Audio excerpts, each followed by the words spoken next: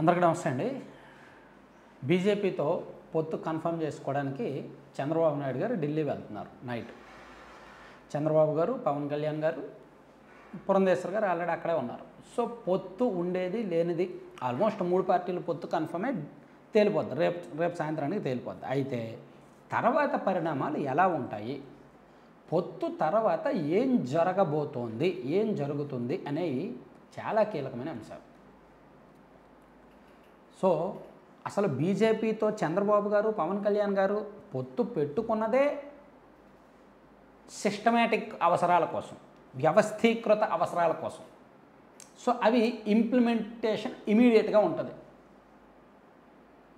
గత ఎన్నికల్లో జగన్మోహన్ రెడ్డి గారు ప్రతిపక్షంలో ఉన్నప్పటికీ, టీడీపీ అధికారంలో ఉన్నప్పటికీ ఎలాగైతే డీజీపీని, ఇంటెలిజెన్స్ డీజీని, సిఎస్ని, కొన్ని జిల్లాల కలెక్టర్లని, కొన్ని జిల్లాల ఎస్పీలని ఎలాగైతే మార్చగలిగారో, వాళ్ళకి నచ్చిన వాళ్ళని వేసుకోగలిగారో, నెక్స్ట్ పొత్తు కన్ఫర్మ్ అయిన వారం రోజుల్లో ఆంధ్రప్రదేశ్లో అటువంటి పరిణామాలే జరగబోతున్నాయి.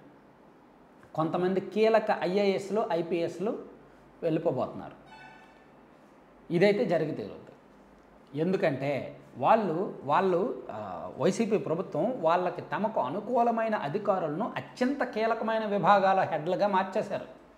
ఈవెన్ టీడీపీ అధికారంలో ఉన్నప్పుడు కూడా వాళ్ళకు అనుకూలమైన వ్యక్తులను అత్యంత ఇంటెలిజెన్స్ డీజీగా ఏపీ వెంకటేశ్వరరావు గారికి ఇచ్చారు, ఏపీ వెంకటేశ్వరరావు గారు. సో ఇప్పుడు వీళ్ళు ఇంటెలిజెన్స్ చీఫ్గా వాళ్ళకి కావాల్సిన సీతారామన్ గారికి ఇచ్చారు. విజిలెన్స్ డీజీగా రఘురామరెడ్డి గారు ఉన్నారు, డీజీపీగా రాజేంద్రనాథ్ రెడ్డి గారు ఉన్నారు. సో ఇలా వాళ్ళకి కావాల్సిన వ్యక్తుల్ని అత్యంత కీలక పొజిషన్లో ఉంచారు. సో అది ఖచ్చితంగా రేపు పొద్దున్న ఎలక్షన్ కోడ్ వచ్చిన తర్వాత ఈ అధికారులు అందరూ కూడా ఎన్నికల విధుల్లో ఉన్నప్పటికీ ఎంతో కొంత వాళ్ళ మీద నిఘా ఉంటుంది.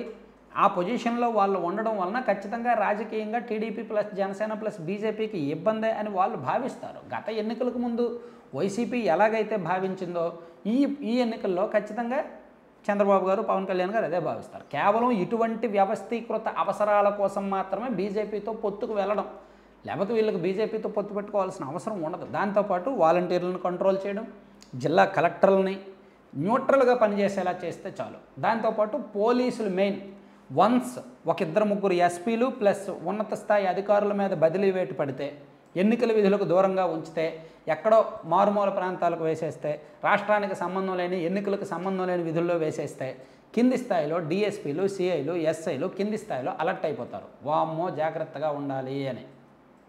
అప్పుడు మొదలవుద్ది అసలైన గేమ్. ఒక 3-4 అధికారుల మీద ఎప్పుడైతే ఇటువంటి చర్యలు పడతాయో అప్పుడు పోలీసులు న్యూట్రల్ అయిపోతారు, జాగ్రత్త పడతారు.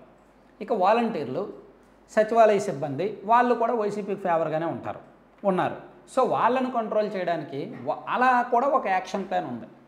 వాళ్ళ సిస్టమ్ని కూడా దెబ్బతీయడానికి, వాళ్ళ సిస్టమ్ స్ట్రక్చర్ని కూడా దెబ్బతీయడానికి ఒక ప్లాన్ ఉంది. సో అందుకే బీజేపీతో పొత్తు కోసం వెళ్ళడం. లేకపోతే టీడీపీ జనసేనకి కలిస్తే వాళ్ళకి మంచి ఓట్ బ్యాంకే ఉంది. బీజేపీతో వెళ్తే వాళ్ళకి ఒక 2-3% మైనసే తప్ప ప్లస్ ఉండదు. బీజేపీ మన రాష్ట్రానికి చేసిందేమీ లేదు. ఆ కమలం పువ్వు గుర్తు చూస్తేనే తిట్టాలని, కొట్టాలని ఉంటుంది చాలామందికి. ఎందుకంటే వాళ్ళు మన రాష్ట్రానికి ఏం చేయలేదు ఈ 5 సంవత్సరాల్లో. పైగా జగన్మోహన్ రెడ్డి గారు చేస్తున్న వినాశనాన్ని వాళ్ళే సపోర్ట్ చేశారని కూడా చాలామంది అంటూ ఉంటారు. సో ఈ వైసీపీ పాపాల వాటాలో బీజేపీకి కూడా కొంత పాత్ర ఉందని చాలామంది నమ్ముతారు.